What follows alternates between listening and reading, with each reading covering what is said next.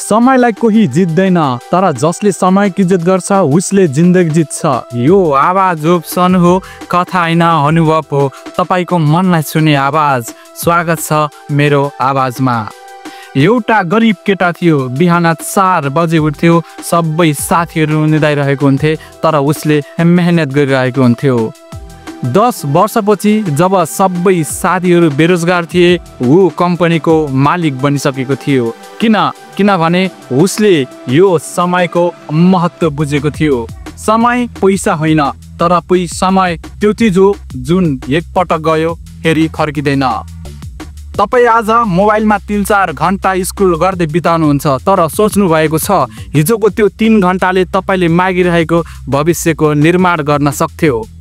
हामी बहाना गर्छौँ भोलि गर्छु भनेर, तर भोलि भन्ने शब्दले नै हजारौँ सपना मरेका छन् र आजै गर्छु भन्ने सोचले नै संसार बदलिएको छ।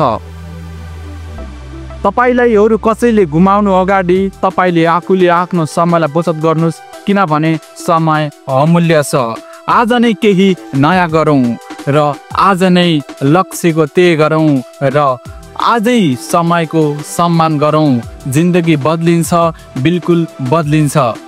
यो आवाजले तपाईको मनलाई छोएर केही गर्छु अहिले नै भन्ने सोच लाग्यो भने यो भिडियोलाई एउटा लाइक गरिदिनु होला र कमेन्टमा गएर म समयको इज्जत गर्छु भन्न नबिर्सनु होला। र यस्तै प्रेरणा भिडियो देख्न र हेर्नको लागि हाम्रो भिडियोलाई सब्स्क्राइब गर्न नबिर्सनु होला।